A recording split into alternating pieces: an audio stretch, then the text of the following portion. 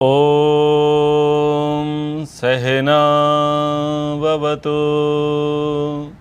सहनौ भुनक्तु सह वीर्यं करवावहै तेजस्विनावधीतमस्तु मा विद्विषावहै। ओम शांति शांति शांति। विशुद्ध मनुस्मृति का पाठ चल रहा है। अध्याय है 7। राजधर्म के अंतर्गत आज का विषय है कि राजा के विवाह योग्य भार्या कैसी होवे और राजा अपने राज्य में पुरोहित का वर्ण, पुरोहित का चुनाव किस प्रकार से करे। महर्षि मनु जी की इस विषय में क्या सम्मति है, क्या विधान है, वह हम पढ़ेंगे। श्लोक संख्या है 77। तद अध्यायस्य उद्वहेद भार्यां सर्वणां लक्षणान्वितां कुले महति संभूतां हृदयां रूप गुणान्वितां। तो सबसे पहले पढ़ रहे हैं विवाह के योग्य भार्या राजा की पत्नी किस प्रकार की हो। तो कह रहे हैं तद अध्यायस्य, उस आवास में निवास करके। किस आवास में? जो राजा का घर बनाया गया था, जिस राजा के घर की पिछली कक्षा में हमने चर्चा की कि राजा का आवास कैसा हो। सवर्णम, अपने क्षत्रिय वर्ण की, जो कि क्षत्रिय वर्ण की शिक्षा दीक्षा प्राप्त करके सवर्ण अर्थात समान वर्ण की हो। लक्षणान्विताम, उत्तम लक्षणों से युक्त हो। महति कुले संभूताम, उत्तम कुल में उत्पन्न हुई हो। हृदयाम, जो हृदय को प्रिय भी हो और जिसको स्वयं भी पसंद किया हो। रूप गुण अन्विताम, सुंदरता और श्रेष्ठ गुणों से संपन्न हो। ऐसी भार्याम उद्वहेद, भार्या को विवाह करके लाया जावे। तो राजा के लिए कैसी रानी होवे, वैसी बात यहाँ पर कही। सबसे पहला जो विशेषण आया स्त्री के लिए, पत्नी के लिए, वह आया सवर्णा, यानी उसके वर्ण की हो। उसके वर्ण की यानी सवर्ण शब्द का अर्थ होता है समान वर्ण। क्षत्रिय के लिए सवर्ण क्या होगा? क्षत्रिया। ब्राह्मण के लिए सवर्ण क्या होगा? ब्राह्मणी। और वैश्य के लिए सवर्ण क्या होगा? वैश्य कुलोत्पन्न। और शूद्र के लिए शूद्रा, ये होगा सवर्ण। ठीक है। वर्तमान में सवर्ण शब्द का रूढ़ि अर्थ क्या आता है? ब्राह्मण, क्षत्रिय, वैश्य, इनके लिए सवर्ण शब्द का प्रयोग होता है। परंतु जैसा शब्द है, शब्द का अर्थ ही निकलता है सवर्ण, समान वर्ण वाला या समान वर्ण वाली, इस प्रकार से अर्थ निकलता है। तो राजा जिससे विवाह करे तो वह कैसी हो? क्षत्रिय हो, क्षत्रिय धर्म को जानने वाली हो। अब क्षत्रिय धर्म को जानने वाली होगी, राजा की एक पत्नी होंगी या अनेक पत्नी होंगी? जैसा हम टीवी सीरियल्स में महाभारत को देखते हैं, रामायण को देखते हैं, पुराणों को पढ़ते हैं या अन्य इतिहास ग्रंथों को पढ़ते हैं, क्या देखने में आता है? एक राजा है, उसकी एक पटरानी है और अनेक रानियां हैं। राजाओं के अंदर ऐसी परंपराएं भी देखने को आती हैं कि राजाएं एकाधिक विवाह करते हैं, परंतु महर्षि मनु की ऐसी सम्मति नहीं है। महर्षि मनु ना तो क्षत्रिय के लिए, ना ब्राह्मण के लिए, ना वैश्य के लिए, ना शूद्र के लिए एकाधिक पत्नियों का विधान करते हैं। तो यहाँ पर सवर्ण का जो अर्थ लेना है वो एक ही स्त्री का लेना है। तो जैसा कि आपने देखा है, आप गूगल पर भी सर्च करके देख सकते हैं राजाओं की परंपराओं के विषय में, तो वहाँ पर एक पटरानी होगी और एकाधिक रानियाँ होंगी। जैसे कि अब श्री कृष्णचंद्र जी के विषय में तो बहुतायत मात्रा में जो भ्रांतियाँ हैं वो निवारण करी जा रही हैं उनका, लेकिन मान्यता क्या है कि उनकी एक पटरानी है, एक महारानी है, जिनका नाम क्या है? रुक्मणी है। और 16,100 से अधिक उनकी क्या है? रानियां हैं। ठीक उसी प्रकार से राजा दशरथ का प्रसंग सुनते हैं, गणेश जी क्या देखते हैं कि रिद्धि और सिद्धि हैं, और अन्य अन्य जिनको भगवान के रूप में माना गया उनकी भी एकाधिक पत्नियां हैं। बहुत सारे जो राजा हुए परंपरागत, उनकी भी एकाधिक पत्नियां हैं, और एकाधिक पत्नियां हैं तो उनमें भी क्या संघर्ष देखा जाता है, पटरानी बनने का, महारानी बनने का संघर्ष उनके अंदर देखा जाता है। एन के प्रकारेण वो महारानी बनने का प्रयास करती हैं। एक आपने कथा सुनी होगी सुनीति और सुरुचि की। तो सुनीति और सुरुचि एक राजा की पत्नी हुआ करती थी। तो उसमें ये था कि जिसको पुत्र की प्राप्ति हो जाएगी पहले, वो पटरानी बन जाएगी। जो सभा में राजा के साथ बैठे वो होती पटरानी, और जो रनिवास में रहे वह है रानी। यानी जो यज्ञ में मुख्य स्थान पर बैठे अथवा सभाओं में जो राजा के साथ बैठे उसको पटरानी अथवा उसे महारानी कहा जाता था, और वो बड़ी योग्य हुआ करती थी। और जिसने पुत्र दिया हो, राजनीति शास्त्र को जानती हो, धर्मशास्त्र को जानती हो, अर्थशास्त्र को जानती हो, सामाजिक व्यवहारों को जानती हो, दक्ष हो, कुशल हो, और बड़े कुल की बेटी हो, बड़े राजा की बेटी हो, तो ऐसे उसमें बड़ी बड़ी योग्यताएं जब होती थीं तो उसे पटरानी उसे कहा जाता था, महारानी कहा जाता था। और फिर राजा जिससे किसी से विवाह कर ले, संधि के कारण, प्रेमवशात या अन्य कारणों से राजा अनेकों से विवाह कर लेता तो उसको अपना शौर्य का प्रतीक मानता था। तो ये ऐसी परंपराएं हमारे भारत में चलती रहीं, परंतु ये परंपराएं मनुप्रोक्त नहीं हैं। विवाद यहाँ पर बता दिया गया पटरानी बनने का, कि पुत्र होगा तो पटरानियाँ बनेंगे। तो इसलिए पुत्र के कारण भी एकाधिक विवाह होते थे, और जो पुत्र देती थी रानी उसको पटरानी बना लिया जाता था। तो अन्य रानियों में उससे वैर भी होता था, विरोध भी होता था, विष प्रयोग भी होता था, हिंसा का भाव भी होता था, बाद में राजसत्ता को हथियाने का कार्य भी होता था। और आप इतिहास उठा करके देख लेवें कि एकाधिक पत्नियां ही राज्य के नाश का कारण रही हैं। तो इतिहास स्पष्ट बताता है कि एकाधिक पत्नियां नहीं होनी चाहिए। भले ही परंपरा से चलता पड़ा, राजाओं ने मान लिया, उन्होंने अपने शौर्य का प्रतीक, वैभव का प्रतीक जो भी उन्हें मानना था उन्होंने मान लिया, लेकिन अंत तो गत्वा उनका जीवन सुखमय कभी नहीं हुआ, किसी भी राजा का नहीं हुआ। अपवाद के लिए कोई नियम नहीं होता। तो महर्षि मनु जी तो एक ही पत्नी के पक्ष में है, सवर्णा, जो उसके वर्ण की हो, जो उसके योग्य हो, जिसकी शिक्षा दीक्षा भी राजा के अनुकूल होवे, ऐसी पत्नी का चयन करना चाहिए। उत्तम लक्षणों से युक्त हो, उत्तम कुल में उत्पन्न हुई हो, और जो उसके हृदय को प्रिय लगने वाली हो। तो सबसे पहले क्या कहा कि सवर्णा, जैसा राजा है राजा के वर्ण के अनुसार रानी होवे, वही महारानी बनने योग्य है। दूसरा क्या कहा कि उसके लक्षण ठीक ठाक हों, और तीसरा क्या कहा कि वो राजा को प्रिय लगने वाले हो, और चौथी बात कही कि उत्तम कुल उत्पन्न हो। अब कई राजाओं ने अधम कुलोत्पन्न कन्याओं के साथ विवाह किया, तो उसका परिणाम क्या निकला? उसका परिणाम ये निकला कि वह कुल स्थायी नहीं हुए। जैसे कि शांतनु थे, शांतनु ने क्या किया? अधम कुलोत्पन्न कन्या के साथ विवाह किया। उसका परिणाम महाभारत की विसंगति हम सब सुनते ही आ रहे हैं, सबने देखा है। तो इसलिए पत्नी जो है उत्तम गुण कर्म स्वभाव की, पति के अनुकूल हो, उस प्रकार की कन्या के साथ विवाह करना चाहिए। विवाह के प्रसंग के पश्चात अब पुरोहित के प्रसंग को समझते हैं। तो विवाहित होकर के विवाह करने के पश्चात क्या करे? पुरोहितम कुर्वीत, मुख्य धार्मिक अनुष्ठान करता और धर्म विषयक मार्ग प्रदर्शक व्यक्ति की नियुक्ति करे, और ऋत्विजा एवं वृणुयात, विशेष यज्ञों के आयोजन के लिए अन्य ऋत्विजों का भी वह वर्ण करे।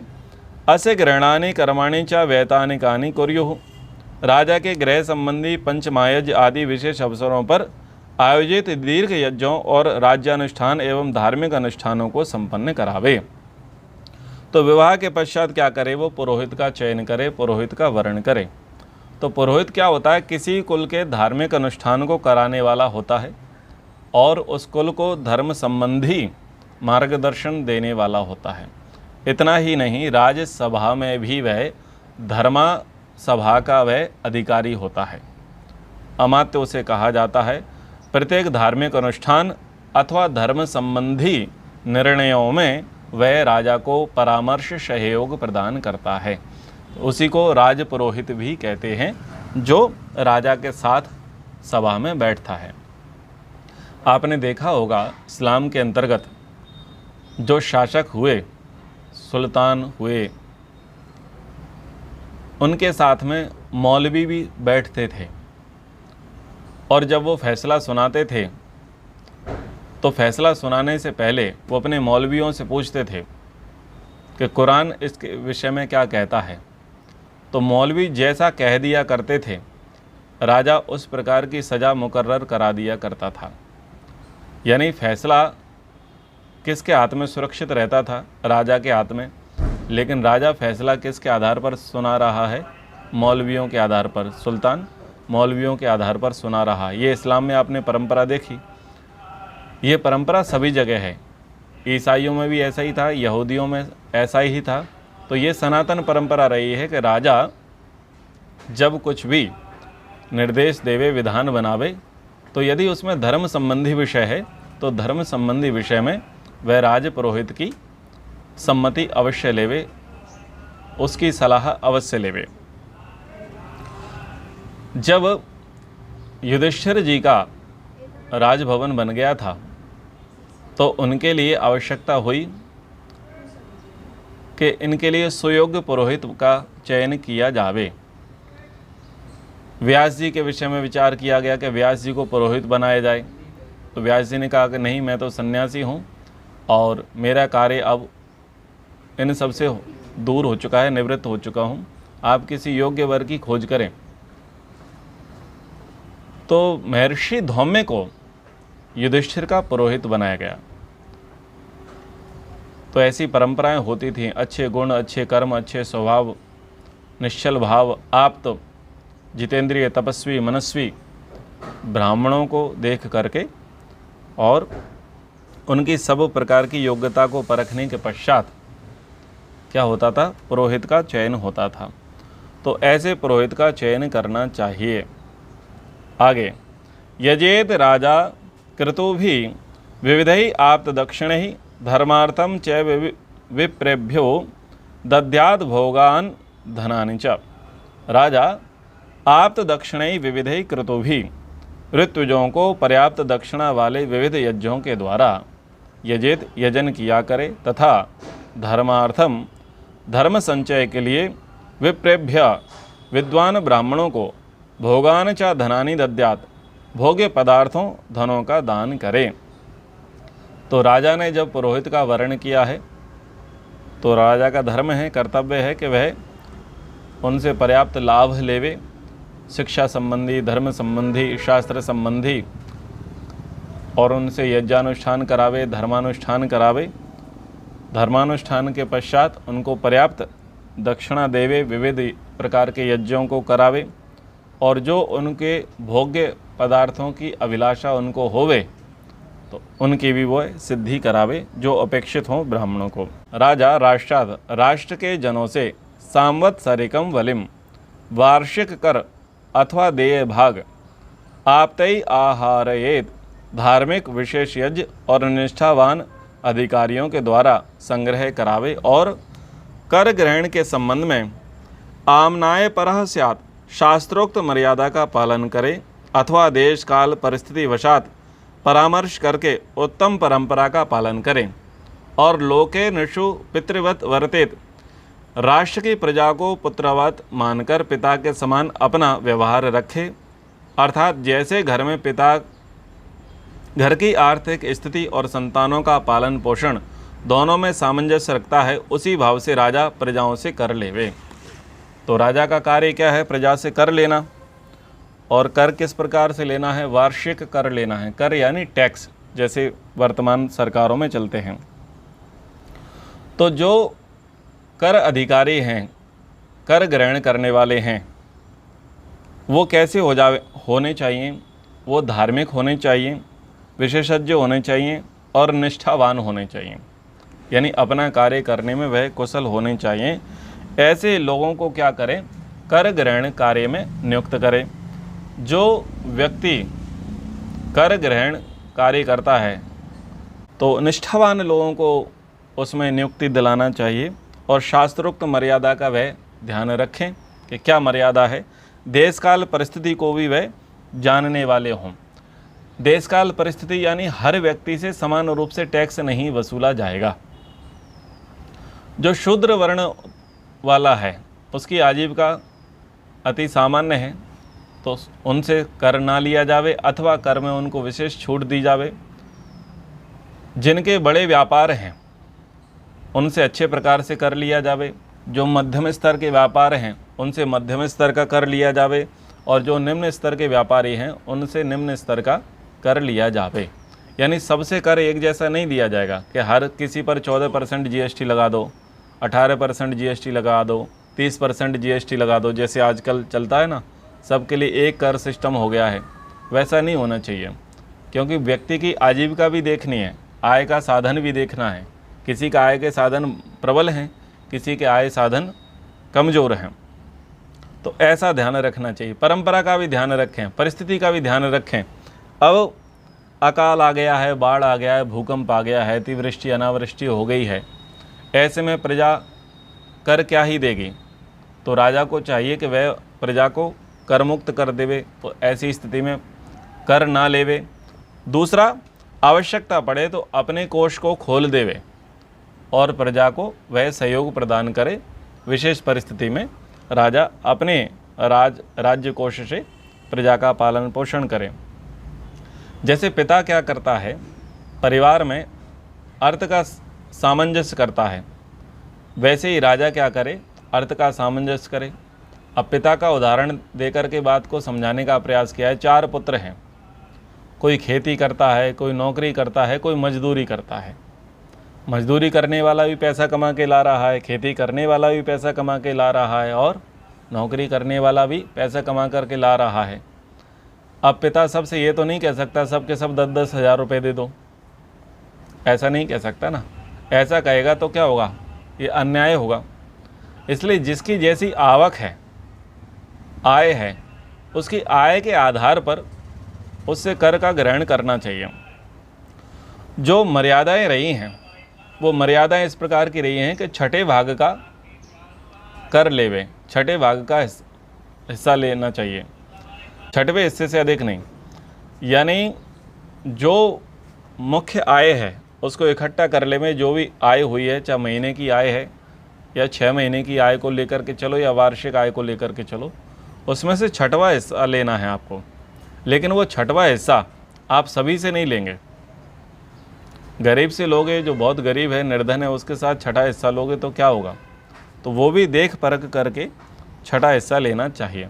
तो ये कर के विषय में कहा कि सामंजस्य बना करके कर लेवें और कर इस प्रकार से लेवें कि शोषण ना होवे। विविध अध्यक्ष जो हैं विभाग के, उनकी नियुक्ति किस प्रकार से करें। अध्यक्षान विविधान कुर्यात् तत्र तत्र विपश्चितः ते अस्य सर्वाण्य वेक्षेरेन नृणाम कार्याणि कुर्वताम। राजा तत्र तत्र यानी आवश्यकता के अनुसार विभिन्न विभागों में विविधान अनेक विपश्चितः अध्यक्षान प्रतिभाशाली योग्य विद्वान अध्यक्षों को कुर्यात् नियुक्त करें। ते वे विभागाध्यक्ष अस्य राजा के द्वारा नियुक्त सर्वाणी अन्य सब कार्याणि कुर्वताम अपने अधीन कार्य करने वाले निर्णाम कर्मचारी लोगों का अवेक्षर निरीक्षण किया करे। अर्थात निरीक्षण में ठीक कार्य करने वाले को सम्मान और ना करने वाले को दंड देकर राज कार्य को सुचारू रूप से चलाया करें। तो क्या करना है कि विविध विभागों के अध्यक्ष बनाने हैं और अध्यक्ष कैसे हों, वो प्रतिभाशाली हों और योग्य विद्वान हों। विभिन्न प्रकार के विभाग क्या क्या हो सकते हैं, तो कौटिल्य के अर्थशास्त्र में 27 प्रकार के विभाग लिखे हैं, डिपार्टमेंट लिखे हैं जिसके अध्यक्ष होने चाहिए। सबसे पहला अध्यक्ष होगा सेनाध्यक्ष। सेनाध्यक्ष का काम होगा संपूर्ण सेनाओं का निरीक्षण करना। दूसरा होगा कोषाध्यक्ष, संपूर्ण खजाने का वो निरीक्षण करेगा, आय व्यय को देखेगा। आकाराध्यक्ष, जितनी प्रकार की खान हैं, जैसे पत्थर की खान है, हीरे की खान होती हैं, अन्य अन्य प्रकार की जो खान यानी खदानें होती हैं, उन खदानों का वो अध्यक्ष होगा। फिर होगा अक्ष पटलाध्यक्ष, आय व्यय का निरीक्षक, कितनी आय हो रही है और कितना व्यय हो रहा है उसका जो निरीक्षण करने वाला है वो अक्ष पटलाध्यक्ष होगा। फिर कोष्ठकाराध्यक्ष, तो कोष्ठकाराध्यक्ष ये कोठारी होंगे जो उस प्रकार का निरीक्षण परीक्षण करेंगे। आयुध आगार अध्यक्ष, आयुध आगार अध्यक्ष जो होगा वो युद्ध सामग्री का निरीक्षण परीक्षण करेगा कि युद्ध के लिए क्या शस्त्र और अस्त्र उपस्थित हैं, उनकी कैसी स्थिति है, यानी जो डील की जाती है वेपन्स की, तो कितना निर्माण हो रहा है, कितना मैन्युफैक्चर हो रहा है, कितना इंपोर्ट हो रहा है, कितना एक्सपोर्ट हो रहा है, कितना यूज हो रहा है, कितना नहीं हो रहा है, तो उसको सब प्रकार से वह देखने वाला हो। पण्याध्यक्ष, बाजार का नियंत्रक अधिकारी, बाजार का नियंत्रक अधिकारी पण्याध्यक्ष क्या है, ये मार्केट को देखता है, मार्केट अप हो रही है या डाउन हो रही है, महंगाई बढ़ रही है घट रही है, लोगों को माल ठीक ठाक से मिल रहा है कि नहीं मिल रहा है, काला बाजारी तो नहीं हो रही है, माल को जब्त तो नहीं किया जा रहा है, भाव अधिक बढ़ाने का प्रयास तो नहीं किया जा रहा है, माल में लूट फेट तो नहीं हो रही है, माल के बेचने में हेरा फेरी तो नहीं हो रही है, यानी उसमें कुछ मिलावट तो नहीं हो रही है, तो उस प्रकार की जिम्मेदारी इसकी होती है।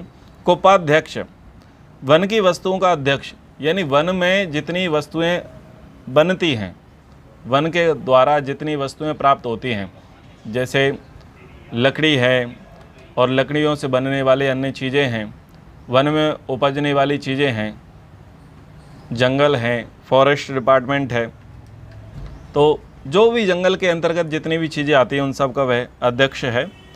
स्वर्णाध्यक्ष, सोने चांदी का अध्यक्ष। लोहाध्यक्ष, लोह आदि धातुओं का अध्यक्ष। सीताध्यक्ष, कृषि विभाग या कर के रूप में एकत्रित धान्य का अध्यक्ष। तो देखो यहाँ पर सीता शब्द आया, आपको बार बार सीता शब्द के विषय में हम बताते रहते हैं। आपने सुना होगा वासंतीय नवसस्येष्टि और शारदीय नवसस्येष्टि पर्व में जब आहुतियाँ प्रदान करते हैं तो एक आहुति आती है ओम सीताय स्वाहा, तो सीता अन्न के लिए कहा जाता है। तो ये कृषि विभाग का, यानी इसको आप कृषि मंत्री कह सकते हैं, उसका अध्यक्ष है। शुल्काध्यक्ष, चुंगी का अधिकारी, चुंगी यानी टोल टैक्स, उस प्रकार से शुल्काध्यक्ष। पौतवालाध्यक्ष, तो तौल माल का नियंत्रक अधिकारी, माप तौल अधिकारी होता है, आजकल भी होते हैं। मानाध्यक्ष, देश काल के मानों का नियंत्रक करने वाला। सूत्राध्यक्ष, वस्त्र या सूत व्यवसाय का अध्यक्ष। सूनाध्यक्ष, वध स्थान का अधिकारी। नगराध्यक्ष, नगर का प्रमुख अधिकारी। नवाध्यक्ष, नौका परिवहन का अधिकारी, नौका परिवहन का अधिकारी।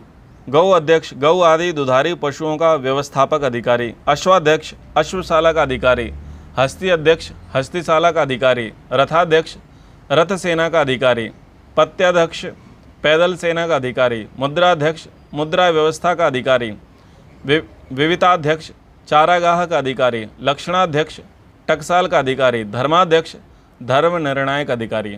तो 27 प्रकार के जो अधिकारी हैं उनकी गणना कौटिल्य के अर्थशास्त्र में करी गई है। तो ये 27 प्रकार के आप इनको कैबिनेट मंत्री मान सकते हैं राजा के, जिनके अंदर ये मंत्रिमंडल होता है, विभाग होता है और जिससे कार्य का आवंटन किया जाता है। तो इन विविध प्रकार के जो 27 प्रकार के अध्यक्ष हैं या 27 प्रकार के विभाग हैं, उन विभागों में योग्य प्रतिभाशाली विद्वानों की नियुक्ति करें जो उसमें आप्त हों। आप्त का मतलब क्या है? आप्त का मतलब होता है जो उस विषय में प्रत्यक्ष ध्यान रखते हैं, ईमानदार हैं, धार्मिक हैं और उसके विशेषज्ञ हैं। ऐसे आप्त लोगों का उस फील्ड में चयन कराना चाहिए। अब किसी को शिक्षा मंत्री बना दिया लेकिन वो खुद नहीं पढ़ा, किसी को कृषि मंत्री बना दिया लेकिन उसका खेती से कोई संबंध नहीं था, किसी को जो है वित्त मंत्री बना दिया पर वो अर्थशास्त्र जानता ही नहीं था, किसी को जो है क्या बना दिया, विदेश मंत्री बना दिया पर वो बहुत सारे देशों की भाषा, बहुत सारे देशों की राजनीति को नहीं जानता, किसी को गृह मंत्री बना दिया, वो अपने घर में ठीक नहीं था, अपना घर तो उससे ठीक से संभलता नहीं था, वो देश का गृह मंत्री क्या ही बनेगा। तो यानी वो जिस व्यक्ति को जिस फील्ड में नियुक्त करें उस फील्ड की उसने शिक्षा ली हो, उसका एक्सपीरियंस हो। दूसरा ये भी हो कि उसके परिवार में ऐसी परंपरा रही हो कि वो उस फील्ड के जानकार रहे हो, ऐसे कुल में भी उत्पन्न हो, तो उसका भी एक बेनिफिट मिलता है। तो यानी प्रतिभाशाली व्यक्ति जो है वो होना चाहिए और सबके सब जो अधिकारी हैं ये राजा के अधीन रहें। और ये जो अधिकारी हैं, जो 27 प्रकार के अधिकारी हैं, ये अपने अपने विभाग में लोगों की नियुक्ति करें और देखे वे कौन अच्छा काम कर रहा है, कौन ठीक काम नहीं कर रहा है। जो अच्छा काम कर रहे हैं उनको सम्मान देवें, उनको प्रमोशन देवें, उनको प्रोत्साहन देवें। जो काम ठीक नहीं कर रहे हैं उनको उनका डिमोशन करावे अथवा उनको पद से बाहर कर देवें। तो इस प्रकार की व्यवस्थाएं करनी चाहिए। इस प्रकार की व्यवस्थाएं करेंगे तब जा कर के राज्य की व्यवस्थाएं सुचारू रूप से चलती हैं। आगे कहा, आवृतानाम गुरुकुलाद विप्राणाम पूजको भवेत नृपाणाम अक्षयो ही ऐसा निधिर ब्राह्मो विधीयते। राजा और राज्यसभा गुरुकुलाद आवृतानाम विप्राणाम पूजका भवेत। स्नातक बनकर गुरुकुल से लौटे विद्वानों का स्वागत सम्मान किया करे, क्योंकि ऐसा ब्रह्म, यह विद्वान और विद्या नृपाणाम अक्षय निधि अविधीयते, कभी व्यय न होने वाली निधि है। अर्थात प्रजाओं को कभी क्षीणता की ओर न जाने देने वाला खजाना है। अभिप्राय यह है कि जहाँ जितने अधिक विद्वान और विद्याएं होंगी वह राष्ट्र कभी क्षीण नहीं होता अपितु उन्नत होता जाता है, क्योंकि किसी की भी विद्या का कोई नहीं चुरा सकता। वे परंपरागत रूप से अक्षुण्ण रहकर राष्ट्र का विकास करती रहती हैं। ऋषि दयानंद जी कहते हैं, सदा जो राजाओं का वेद प्रचार रूप अक्षय कोश है, इसके प्रचार के लिए कोई यथावत ब्रह्मचर्य से वेदादि शास्त्रों को पढ़कर गुरुकुल से आवे, उसका सत्कार राजा और सभा यथावत करें तथा उनको भी जिनके पढ़ाए हुए विद्वान होवें उनका भी सत्कार करें। इस बात के करने से राज्य में विद्या की उन्नति होकर अत्यंत उन्नति होती है। वही राज्य उन्नति प्रगति कर सकता है जिस राज्य का शिक्षा का जो प्रतिशत है, ग्राफ है, वो सदैव ऊपर को जाता हो। इसलिए राजा को विद्यार्थियों का, स्टूडेंट्स का, ब्रह्मचारियों का बड़ा ही सम्मान करना चाहिए। जब विद्यार्थी गुरुकुल में पढ़कर के स्नातक होता है तो उनकी राज दरबारों में भी परीक्षा होती है। वहाँ पर भी उनका परीक्षण निरीक्षण किया जाता है और उनकी योग्यता को देख करके उनके लिए कार्य आवंटन का कार्य किया जाता है। तो उनका बड़ा ही सम्मान राजा को करना चाहिए। उसके राज्य में जितने ज़्यादा शिक्षित, विद्वान और धार्मिक लोग होंगे उसका राज्य उतना ही उन्नति प्रगति करेगा।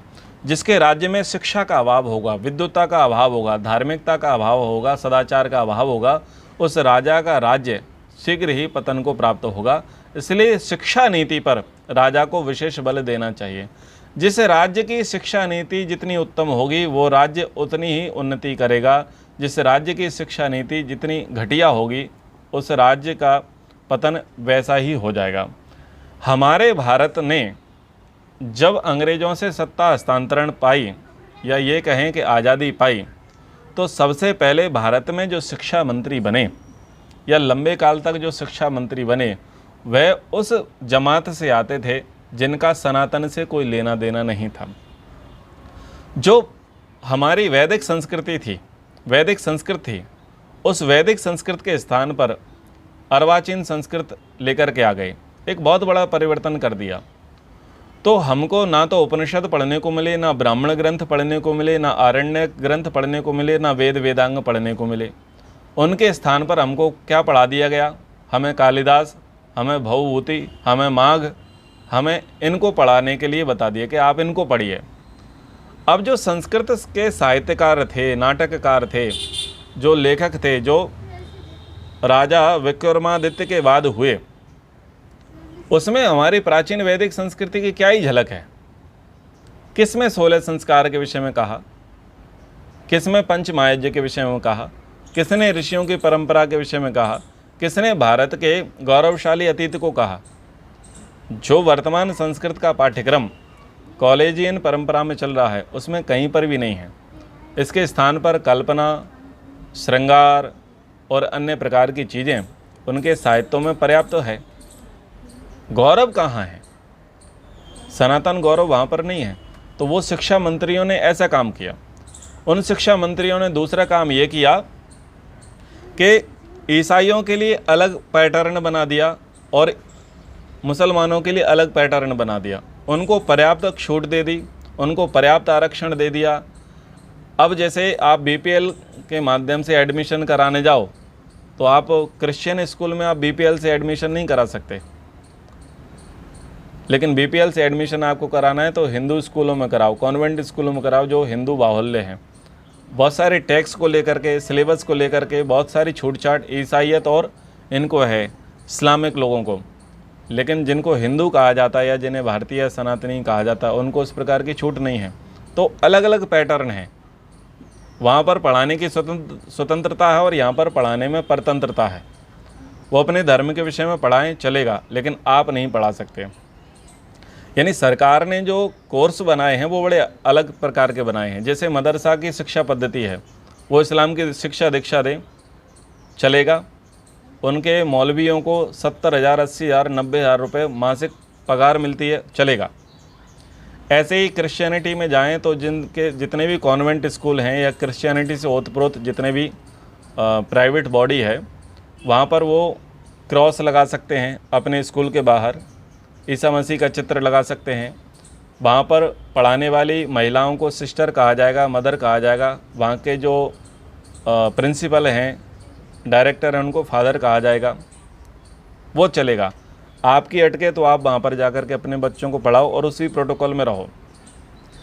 अब बात आती है सरस्वती शिशु मंदिर की, विद्या भारती के मंदिरों की, गुरुकुलों के मंदिरों की, गुरुकुल के स्कूलों की।